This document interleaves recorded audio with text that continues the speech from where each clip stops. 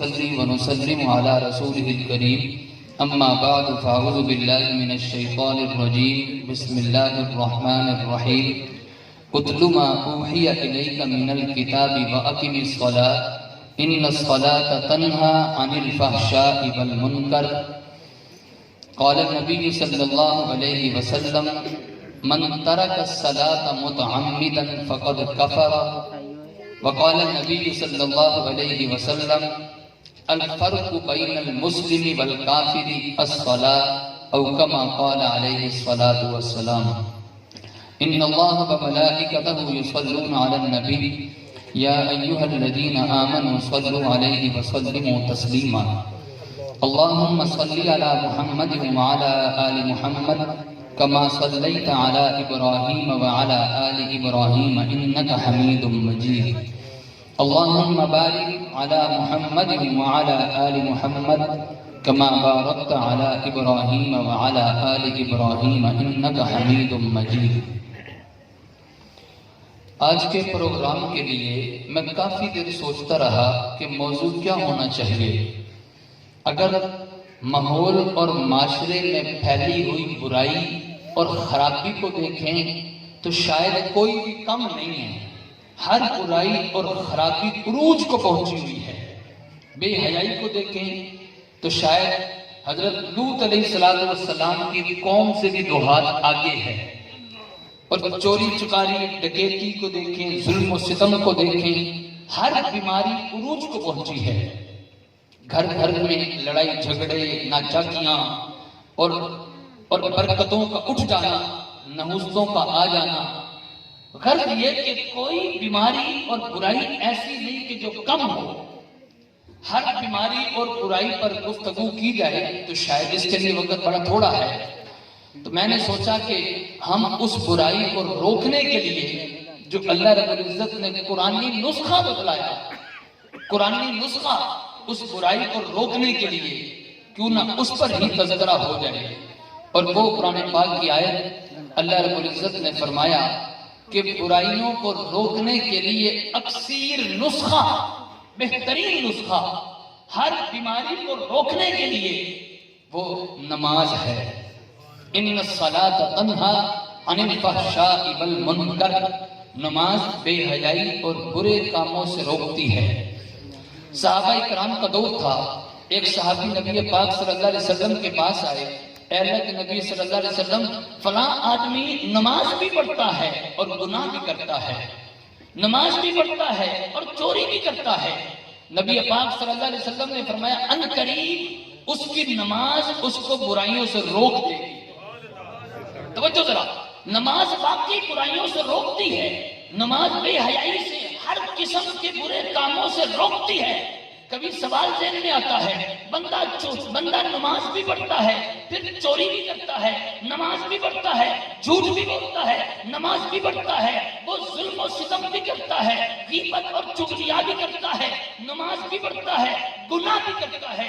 قرآن میں آیا کہ نماز تو بے حیائی اور برے کاموں سے روکتی ہے، اور ہم بندے کو دیکھتے ہیں کہ بندہ ہر قسم کا گناہ پھر بھی کرتا ہے۔ اس کی وجہ کیا ہے؟ اس کی وجہ بالکل صاف ہے۔ اللہ نے قرآن میں یہی تو فرمایا کہ نماز بے حیائی اور برے کاموں سے روکتی ہے۔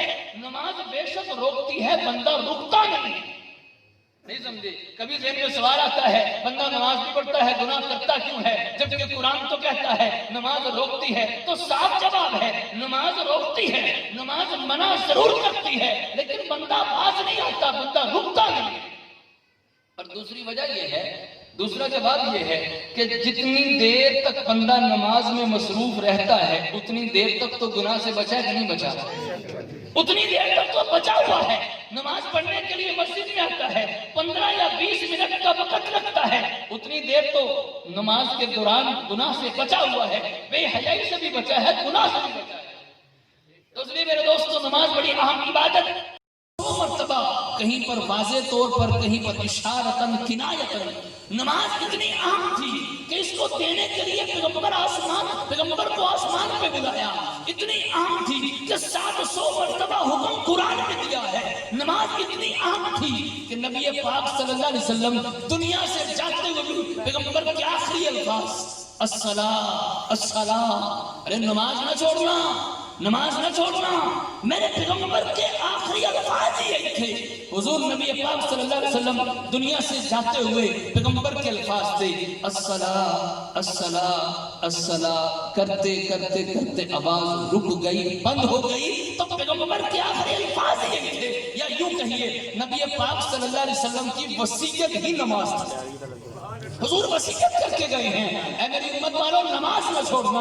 مسلمان اور کافر کے درمیان فرق کرنے والی چیز نماز ہے، اور اسی طرح نبی پاک صلی اللہ علیہ وسلم نے فرمایا جس نے جان بوجھ کر نماز چھوڑی گویا اس نے تو کفر کیا ہے۔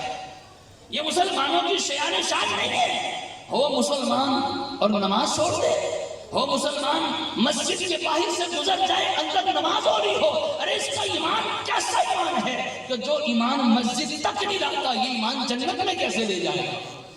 نہیں سمجھے؟ بات کو سمجھیے گا ذرا، کاش کے دل کے کان کھول کے سنیے۔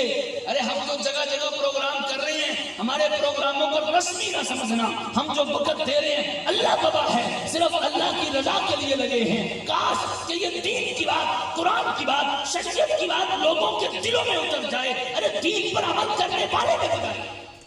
ہمارا تو مقصد صرف یہ ہے، کسی اور مقصد کے لیے نہیں آئے، کوئی لنگر اور کھانے پینے کے لیے نہیں آئے، اور کسی قسم کی واہ واہ کروانے کے لیے نہیں، صرف یہ کہ ہمارا پیغام آگے تک پہنچ جائے۔ اللہ جزائے خیر دے ان ساتھیوں کو جو اپنے گھروں میں درس قرآن رکھوا کے لوگوں کو جمع کر کے ہمیں بلا لیتے ہیں کہ چلو گھر گھر جانا تو مشکل ہے، ہم سب کو یہاں پہ جمع کر دیتے ہیں، آپ دین کی بات یہاں پہ کرتے ہیں۔ ہم تو اس لیے آئے کاش کے لوگوں کے دلوں میں بات اتر جائے کہ نماز اتنی عام عبادت جس کو ہم چھوڑی بیٹھے ہیں اور بھلائی بیٹھے ہیں۔ نبی پاک صلی اللہ علیہ وسلم کی وصیت نماز، حضور کے آخری الفاظ نماز، میرے پیغمبر نے فرمایا کہ میری آنکھوں کی ٹھنڈک نماز، اور مسلمان اور کافر کے درمیان فرق کرنے والی چیز نماز، اور وہ شخص کہ جو نماز کو چھوڑ دے اس نے گویا کفر کیا۔ نبی پاک صلی اللہ علیہ وسلم نے فرمایا کہ میرا دل چاہتا ہے، توجہ ذرا، حضور نے فرمایا میرا دل چاہتا ہے، طارق صاحب بڑی اہم حدیث ہے، حضور نے فرمایا میرا دل چاہتا ہے کہ میں کسی کو کہوں کہ نماز کروائے، مسجد میں جماعت کی نماز کروائے، اور میں خود لوگوں کے گھروں میں چکر لگاؤں، دیکھوں کہ کون کون جماعت میں نہیں آیا۔ میرا دل کرتا ہے میں کسی کو اپنے مسلح پہ کھڑا کروں کہ تم نماز پڑھا، اور میں لوگوں کے گھروں میں چیک کروں کہ کون مسجد میں نماز پڑھنے کے لیے نہیں آیا، کون گھروں میں نماز پڑھتا ہے، اور جو گھروں میں نماز پڑھتے ہیں مسجد میں نماز پڑھنے کے لیے نہیں آتے، میرا دل کرتا ہے ان کے گھروں کو جا کے آگ لگا۔ کون فرما رہے ہیں؟ ہاں رحمت للعالمین پیغمبر فرما رہے ہیں، مشفق مہربان پیغمبر فرما رہے ہیں، جو امت کے لیے کبھی بھی ہاتھ اٹھا کے بد دعا نہیں کرتے، جو امت کے لیے ہر وقت دعا کرتے ہیں، جو رحمت للعالمین بن کے آئے ہیں۔ لیکن نماز کی باری آئی، کیا فرمایا؟ نماز کی باری آئی، پھر میرے پیغمبر نرم نہیں تھے؟ ویسے ہمارے پیغمبر نرم تھے، مشفق تھے، مہربان تھے، رحمت للعالمین تھے، لیکن جب کوئی دین کے خلاف چلتا پھر ہمارے پیغمبر نرمی نہیں کرتے تھے، پھر سختی ہے۔ یہ لوگوں کے ذہنوں میں جو بات بیٹھی ہوئی ہے، او جی دین میں نرمی ہے، او جی دین میں نرمی ہے، 5 روپے کا نقصان ہو جائے تو گھر کی پالتا آپ 5 کے نقصان کو نقصان سمجھتے ہیں کہ نہیں سمجھتے؟ گلاس ٹوٹ جائے، کچھ کا کپ ٹوٹ جائے، کہ برتن ٹوٹ جائے تو پتہ نہیں کیا کچھ سنائیں گے، اور دین کے خلاف ہو جائے تو ہم سمجھتے ہیں کہ شاید یہ نقصان ہے ہی کوئی نہیں۔ نبی پاک صلی اللہ علیہ وسلم نے فرمایا کہ جس کی ایک نماز چھوٹ گئی گویا اس کی دنیا اور آخرت ہر چیز برباد ہوگی، لٹ گیا وہ لٹ گیا، وہ مارا گیا جس کی ایک نماز بھی چھوٹ گئی۔ حضرت مفتی تقی عثمانی دامت برکات العالیہ نے بڑی عجیب بات لکھی ہے، سنیے گا، حضرت مفتی تقی عثمانی صاحب نے بڑی عجیب بات لکھی، فرماتے ہیں ایک آدمی میرے پاس آیا، بڑی پرانی بات ہے کہ ایک آدمی میرے پاس ہے کہ حضرت میرے بیٹے کا سیٹ اپ بڑا بہترین ہو گیا ہے، کاروبار بڑا بہترین ہو گیا، اور اتنی آمدن ہے اور اتنی اس کی پرافٹ ہے، بہترین میرے بیٹے کا کاروبار، ہر چیز ٹھیک ہے، بس تھوڑا سا بے دین ہو گیا ہے، تھوڑا سا۔ حضرت نے پوچھا ہوا کیا ہے؟ بس وہ کہتا ہے میں اللہ کو نہیں مانتا۔ سمجھ آ رہی ہے؟ ارے کام کے بہترین ہونے پر خوشیاں اور تعریفیں، اور ادھر اللہ کا انکار ہو رہا ہے، دین کا انکار ہو رہا ہے، ارے نمازیں چھوٹ رہی ہیں، اور کیا کہا جائے بس تھوڑا سا بے دین ہو گیا ہے۔ بے دین ہونے کو معمولی سمجھنا اور دنیا کے نقصان کو نقصان سمجھنا، ارے اس سے بڑے خسارے کی اور کیا بات ہوگی؟ تو اس لیے میرے دوستو ہم عزم کریں اس بات کا، ہم عزم کریں، یہ پروگرام درس قرآن محافل رکھنے کا مقصد بھی یہی ہے، ہمارے اندر دین کا درد پیدا ہو جائے۔ ارے وہ درد جو نبی پاک صلی اللہ علیہ وسلم لے کر آئے تھے، وہ کڑک جو حضور لے کر آئے تھے، نبی پاک صلی اللہ علیہ وسلم کا یہی درد تھا۔ اللہ رب العزت نے قرآن کی آیت نازل کی، لعلک باخع نفسک علی آثارہم ان لم یؤمنوا بہذا الحدیث اسفا۔ اے پیغمبر آپ امت کی خاطر غم میں اتنے گھلے جا رہے ہیں، ایسا لگتا ہے آپ تو ان کی خاطر اپنی جان ہی دے دو۔ پیغمبر کیوں غم میں گھل رہے ہیں؟ پیغمبر کیا غم یہی تھا، کاش کے سب دین پہ چلنے والے بن جائیں۔ ارے یہ تو مسلمانوں کا مجمع ہے، ارے یہ تو ان لوگوں کا مجمع جو اپنے آپ کو عاشق رسول بھی کہتے ہیں، سنی بھی کہتے ہیں، لیکن کیا وجہ ہمارے اندر 100% دینداری کیوں نہیں آ رہی؟ ہمارے اندر ہمارے شکل و صورت پہ پیغمبر والا رنگ نظر کیوں نہیں آتا؟ بڑی عجیب بات میں پڑھ رہا تھا، حضرت امام ابن سیرین رحمت اللہ علیہ اس امت میں سب سے بڑے امام جو خواب کی تعبیر بتلانے میں ماہر آدمی تھے، کیا نام تھا؟ امام محمد ابن سیرین۔ اس امت میں ان سے بڑا آدمی کوئی نہیں گزرا خواب کی تعبیر بتلانے میں۔ بڑے بڑے امام اپنا خواب ان کے سامنے رکھتے تھے، ہمارے خواب کی تعبیر بتلاؤ۔ امام اعظم اپنے خواب کی تعبیر ان سے پوچھتے تھے۔ وقت کے بڑے بڑے امام خواب کی تعبیر پوچھنے کے لیے امام محمد ابن سیرین کے پاس جاتے تھے۔ امام محمد ابن سیرین کے پاس ایک آدمی آیا، حضرت میں نے خواب دیکھا ہے، میں خواب میں اذان دے رہا ہوں۔ حضرت نے فرمایا کہ تجھے عزت ملے گی، تجھے عزت ملے گی۔ چند دن کے بعد باقی ایسا ہوگا اس کو عزت ملی۔ دوسرا آدمی آیا، حضرت میں نے خواب دیکھا ہے، میں خواب میں اذان دے رہا ہوں۔ حضرت نے فرمایا تجھے ذلت ملے گی۔ اور واقعی چند دن کے بعد کسی الزام میں پکڑا گیا، چوری کے الزام میں پکڑا گیا، اس کا ہاتھ کٹ گیا، ذلت مل گئی اس کو۔ لوگوں نے پوچھا کہ حضرت ایک آدمی نے خواب دیکھا اذان دے رہا ہوں اس کو عزت ملتی ہے، دوسرے نے دیکھا اذان دے رہا ہوں اس کو ذلت ملتی ہے، وجہ کیا ہے؟ اب سننا جو وجہ میں بتلانا چاہتا ہوں۔ امام محمد ابن سیرین نے کہا پہلا آدمی جو اذان جس نے خواب میں دیکھی ہے، میں نے اس کی شکل و صورت کو دیکھا، میں نے اس کی حیت کو دیکھا، اس کے انداز کو دیکھا کہ اس کے اندر نیکی کے آثار تھے، اس کے اندر نیکی کے آثار تھے، تو میں تبھی سمجھ گیا اس کو ذلت ملے گی۔ جو پہلا آدمی جس کو عزت ملی، اس کے اندر نیکی کے آثار تھے، میں سمجھ گیا اس کو عزت ملے گی۔ نیکی کے آثار ملنے، نیکی کے آثار ظاہر ہونے کی وجہ سے عزت ملتی ہے۔ اور امام محمد ابن سیرین کہتے ہیں دوسرا آدمی جس نے خواب میں دیکھا میں اذان دے رہا ہوں، اس کے اوپر نیکی کے آثار نہیں تھے، نیکی کے آثار نہ ہونے کی وجہ سے میں سمجھ گیا کہ اس کو ذلت ملے گی۔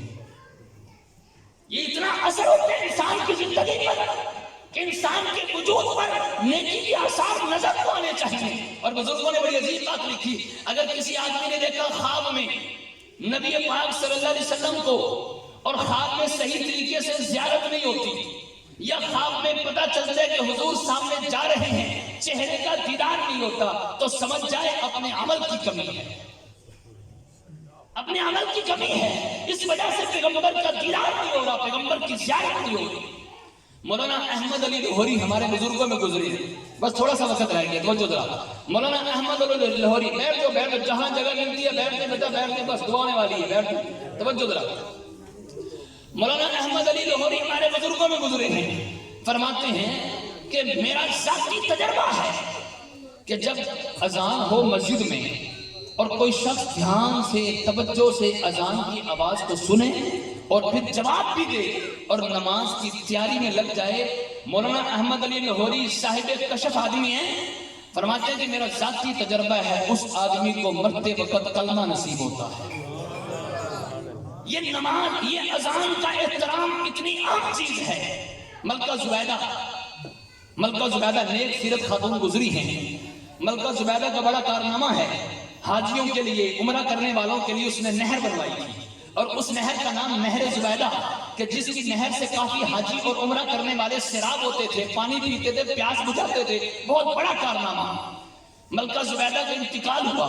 مرنے کے بعد کسی نے خواب میں دیکھا، پوچھا ملکہ کیا بنا؟ اس نے کہا کہ میری بخشش ہو گئی. لیکن کس وجہ سے؟ کہتی ہے کہ جب میری وفات ہوئی، اللہ کے سامنے حاضری ہوئی، اللہ نے پوچھا کہ ملکہ زبیدہ تیرا کوئی عمل ہے تو پیش کر. ملکہ زبیدہ کہتی ہے جو میں نے اپنی زندگی میں کام کیے تھے میں نے سارے پیش کر دیے. میں نے نہر بنوائی تھی وہ بھی پیش کر دی. اللہ رب العزت نے فرمایا کہ اے زبیدہ یہ تیرا کوئی کمال نہیں ہے، یہ تو ملکی خزانے سے تو نے بنائی ہے، تو نے تو صرف آرڈر کیا ہے. بنانے والے مستری مزدور تھے اور خرچہ سارا ملکی خزانے کا تھا. تیرا کیا کمال ہے؟ اور کچھ ہے تو پیش کر. اب اتنا بڑا عمل وہ تو قبول نہ ہوا، اتنا بڑا عمل اس پر بخشش کا اعلان نہ ہوا. ملکہ زبیدہ کہتی ہے میں خاموش تھی، اب کیا جواب دوں؟ جواب نہ بن پڑا. اللہ رب العزت نے فرمایا کہ اے ملکہ زبیدہ ایک مرتبہ مسجد میں اذان ہو رہی تھی اور تو اپنے محل میں بیٹھی ہوئی تھی اور تیرے سر پہ دوپٹہ نہیں تھا. جب اذان ہوئی تو تو نے فوراً اپنے سر پہ اذان کے احترام میں دوپٹہ رکھ لیا، سر کو ڈھانک لیا. یہ عمل مجھے بڑا اچھا لگا، پسند آیا، جا تیری بخشش کر. یہ ہے اذان کا احترام. اذان کے احترام کی وجہ سے بخشش کا فیصلہ ہو گیا. اسی طرح امام احمد بن حنبل رحمت اللہ علیہ کے محلے میں ایک لوہار آدمی تھا. لوہا کوٹتا تھا، ہتھوڑے کے ذریعے سے لوہے کو کوٹتا، اور جب بھی لوہا کوٹ رہا ہوتا ہاتھ میں ہتھوڑا ہوتا، اذان کی آواز آتی، اگر اوپر اٹھایا ہوا بھی ہتھوڑا ہے وہیں پہ رکھ دیتا، وہ بھی نہیں مارتا تھا، فوراً نماز کے لیے چلا جاتا. خواب میں بعد میں اس کے مرنے کے بعد کسی نے دیکھا، پوچھا کیا بنا؟ تو اس نے کہا کہ امام احمد بن حنبل کے ساتھ جنت میں ایک درجہ نیچے، بس ایک درجہ نیچے مجھے جگہ مل چکی ہے.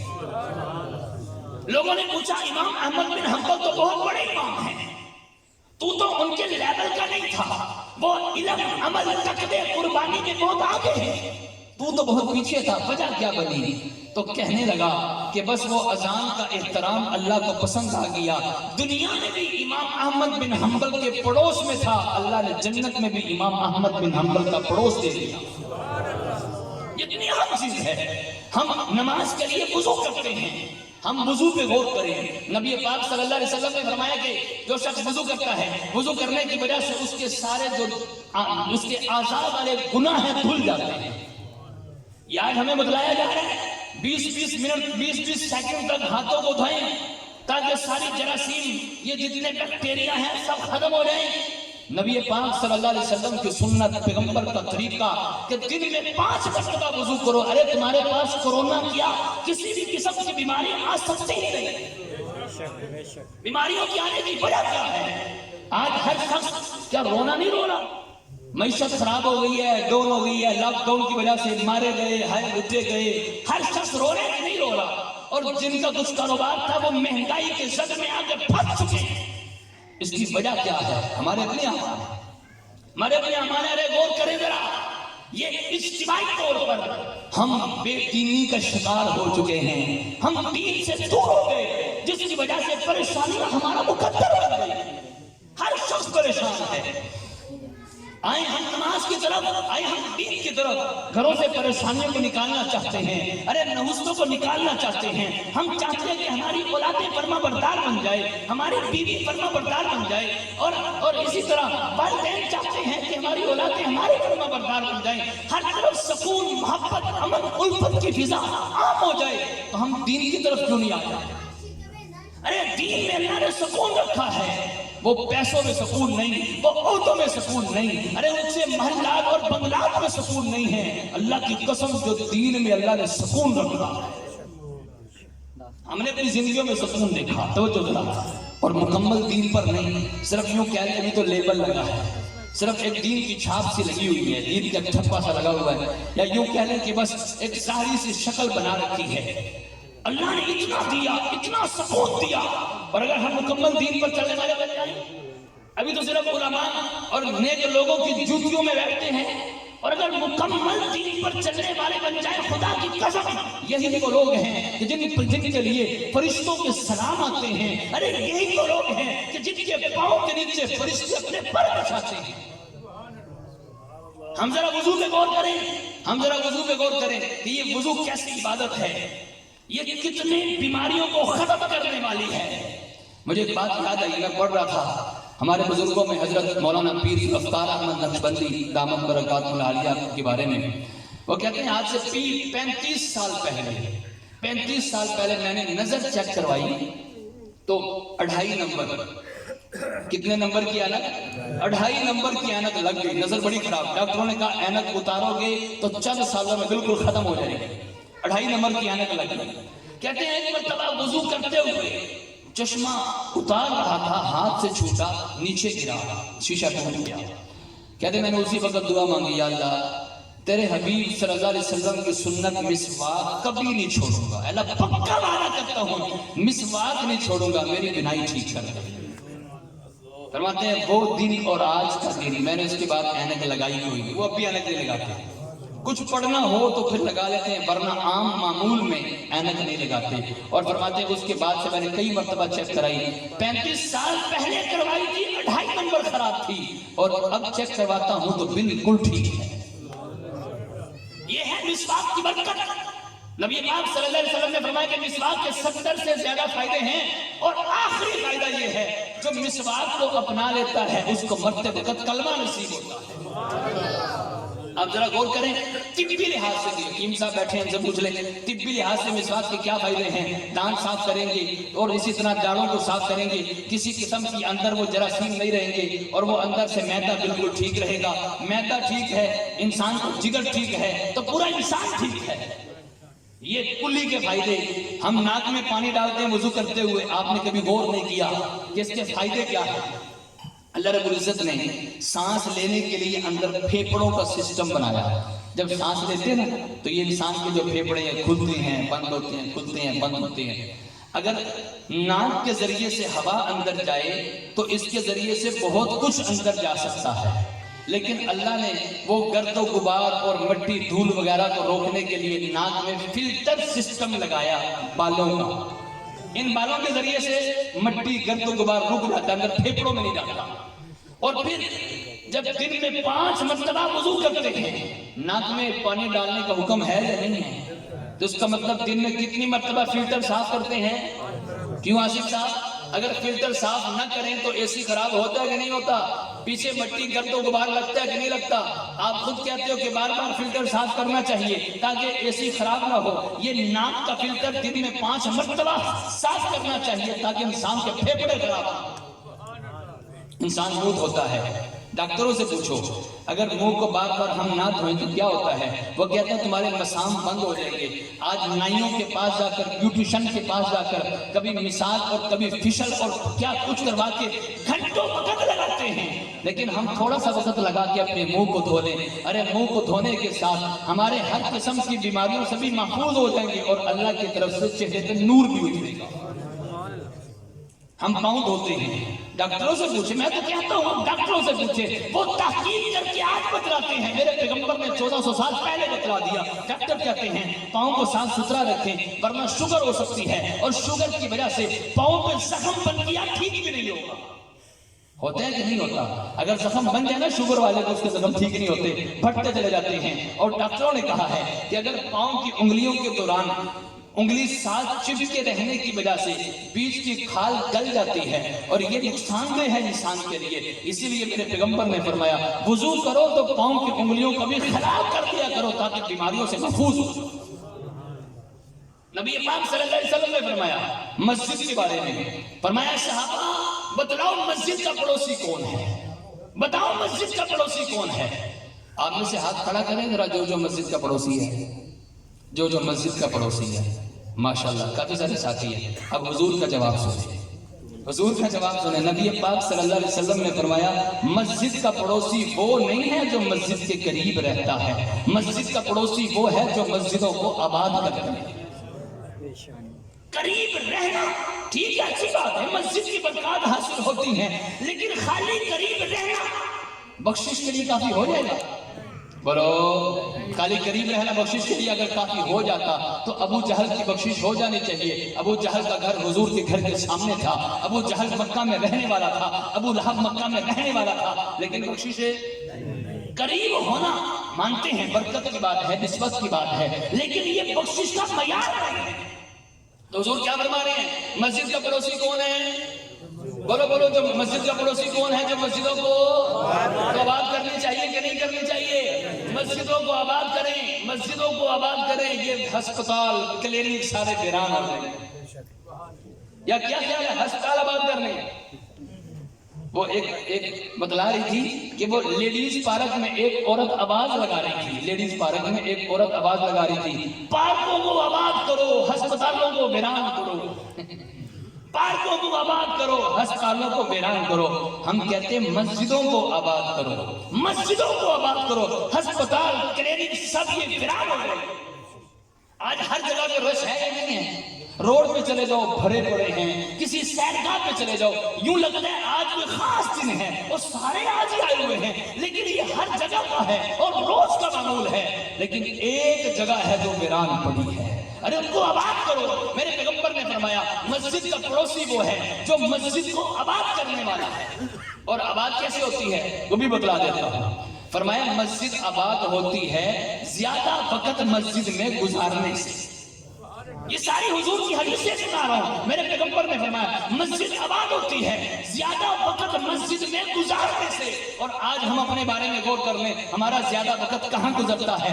مسجد میں یا بازار میں, مسجد میں یا فضول جگہ پر. ارے مسجد میں جا کر تو ہمارا دل لگتا ہی کوئی نہیں ہے. ہم بالکل اس وقت جاتے ہیں جس وقت نماز کھڑی ہونے والی ہوتی ہے, اور جو ہی سلام پھرتا ہے بعض لوگ تو دعا بھی نہیں مانگتے, فوراً باہر آ جاتے.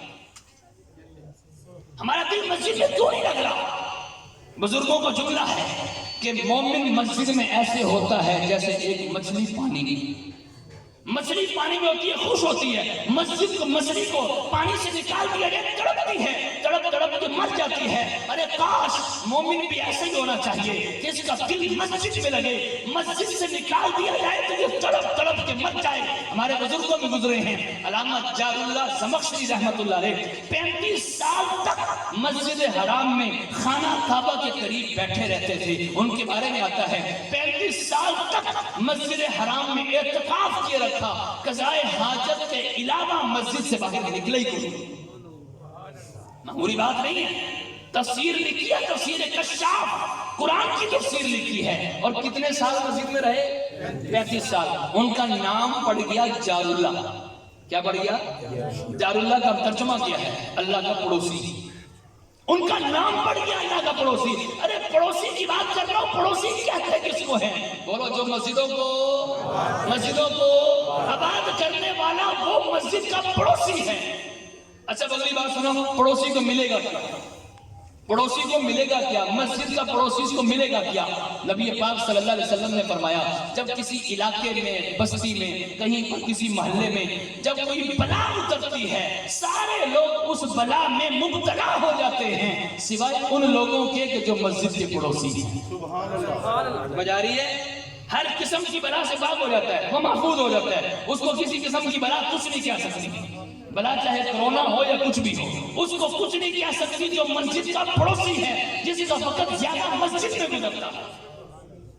اچھا ایک اور بات بتا دوں, آپ میں سے جو کنوارے ہیں جن کی ابھی تک شادی نہیں ہوئی, نوجوان کون ہے ذرا ہاتھ کھڑا کریں. صرف وہ کھڑا کریں جس کی نہیں ہوئی, دوسری کے چکروں میں نہ کھڑا کریں. صرف وہ کھڑا کرے جن کی شادی تھی. ماشاءاللہ. شاہزادے صاحب آپ چاہتے ہیں کہ شادی ہو جائے؟ ابھی نہیں چاہتے. ویسے چاہتے تو ہے نا کہ ہو جائے ہیں, تو پھر ایک طریقہ بتلا دو. بزرگوں کا لکھا ہوا طریقہ, عاقب صاحب بزرگوں کا لکھا ہوا طریقہ کہ اگر کوئی شخص چاہتا ہے جس کی شادی نہیں ہو رہی اور اس کی شادی میں کوئی رکاوٹ ہے, آج بالکل ٹھیک ٹھاک بندہ جعلی پیروں کے پاس جا کر ان کو کیا تو ہماری شادی نہیں ہو رہی, ذرا ہاتھ تو دیکھ کر بتاؤ. وہ خام خواہ کیا دیں گے تمہیں کوئی رکاوٹ ہے, فلاں نے اتنی طاقت کا جادو کر رکھا ہے, اور ہم یہ بھی بتا دیں گے کہ کس نے کیا. سب جھوٹ اور فراڈ ہے. اگر کسی کی شادی نہیں ہو رہی, شادی میں کسی قسم کی رکاوٹ ہے, بزرگوں کا لکھا ہوا نسخہ بتانے لگا ہوں. فرمایا کہ اس کو چاہیے مسجد میں جا کر جھاڑو دیا کرے. یہ مسجد کی جھاڑو معمولی چیز نہیں ہے، بہت بڑی چیز ہے۔ فرمایا کہ جو شخص مسجد کی صفائی کرتا ہے اور اس کا جو کوڑا مٹی گرد و غبار دھول اکٹھا ہوتا ہے، یہ جنت میں اس کی حور کا مہر ہوگا۔ اس کی حور کا مہر کیا ہوگا؟ مسجد کا وہ جو دھول مٹی گرد و غبار، یہ حور کا مہر ہوگا۔ بس آخری بات کہہ کے بات ختم کرتا ہوں۔ ایک مسجد کا متولی تھا، اس کا انتقال ہو گیا۔ کسی نے بعد میں خواب میں دیکھا، پوچھا کیا بنا؟ فرمایا کہ بس اللہ کے سامنے حاضری ہوئی، مجھ سے کوئی بات نہ ہوئی، گھبرا رہا تھا کہ میں کیا جواب دوں۔ اب اللہ کے سامنے حاضری معمولی بات تو نہیں ہے۔ حضرت علی المرتضیٰ جب نماز کے لیے کھڑے ہوتے، بلکہ جب نماز کے لیے گھر سے چلتے، چہرے کا رنگ بدل جاتا تھا۔ کسی نے پوچھا اے علی، آپ کے چہرے کا رنگ کیوں بدل جاتا ہے اذان کی آواز سن کے؟ فرماتے ہیں تمہیں نہیں پتا کس ذات کے سامنے حاضری ہونے لگی ہے، اس لیے میرے چہرے کا رنگ بدل جاتا ہے۔ تو مسجد کے متولی اللہ کے سامنے حاضری ہوئی، اب جواب کوئی نہیں بن رہا کہ میں جواب کیا دوں۔ اتنے میں ایک مسجد سامنے کر دی جاتی ہے جس کا وہ متولی تھا۔ فرشتہ وہاں سے مٹی اٹھاتا ہے، مسجد کی مٹی اٹھا کر اس کے نامہ اعمال میں ڈال دیتا ہے، اور وہ نیکیوں والے پلڑے میں جب مٹی ڈالی جاتی ہے وہ پلڑا جھک جاتا ہے، گناہوں والا پلڑا اوپر ہو جاتا ہے، جس کی وجہ سے اس کی بخشش کا اعلان ہو جاتا ہے۔ تو آج کے درس قرآن میں، آج کے پروگرام میں کافی مرد حضرات ہمارے طبقوں سے زیادہ آئے بیٹھے الحمدللہ، اور خواتین بھی کافی تعداد میں آئی بیٹھی ہیں۔ یہ عزم کر کے جائیں کہ نماز جماعت کی بھی نہیں چھوڑ۔ نبی پاک صلی اللہ علیہ وسلم کے زمانے میں منافق بھی جماعت کی نماز ہے۔ منافق میں مومن کی بات نہیں کرتا، ہم تو مومن ہیں، ہم تو مسلمان ہیں۔ پیغمبر کے زمانے میں منافق بھی جماعت کی نماز نہیں چھوڑتا تھا، مسجد میں جماعت کی نماز پڑھتا تھا۔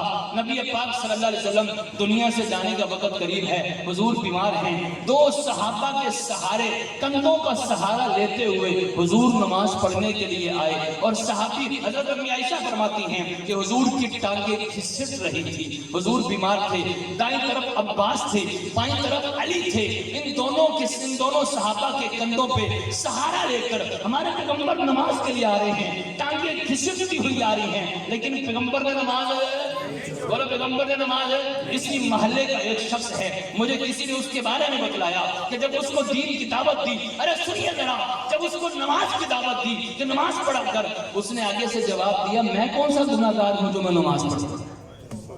کہنا میں نے کیا گناہ کر دیا جو میں نماز پڑھوں؟ ارے یہی تو گناہ ہے کہ یہ جس طرح کی بات کہہ رہے ہیں، یہ لگتا تو یہ جیسے کفریہ بات ہے کہ نہیں ہے؟ یہ تو کفریہ بات ہے۔ وہ کہتا میں نے کون سا کوئی گناہ کیا کہ میں نماز پڑھوں؟ ارے نبی پاک صلی اللہ علیہ وسلم گناہوں سے پاک تھے، ارے حضور تو جنتی، جو حضور کے طریقے پر چلے خدا کی قسم وہ بھی جنتی۔ پیغمبر نے نماز نہیں چھوڑی، بیماری کی حالت میں نماز نہیں چھوڑی۔ نبی پاک صلی اللہ علیہ وسلم دنیا سے جاتے ہوئے بھی نماز کا تذکرہ کر رہے ہیں، تو اس لیے ارادہ کرتے ہو جتنے حضرات بیٹھے ہیں مسجد میں پہلی صف میں، پچھلی صف میں نہیں، پچھلی صف میں نہیں، ارے لڑا جزاک اللہ اس بات کو تو لڑائی ہونی چاہیے، پہلی صف میں میں نے کھڑے ہونا ہے، تکبیر اولیٰ کے ساتھ نماز میں نے پڑھنی ہے۔ ارے اتنے سارے یہ لوگ کہاں سے آ گئے؟ کوئی مغل پورا، کوئی دھرم پورا، کوئی اسٹیشن لاری اڈا، کوئی شادرہ، کوئی وہاں سے آئے ہیں؟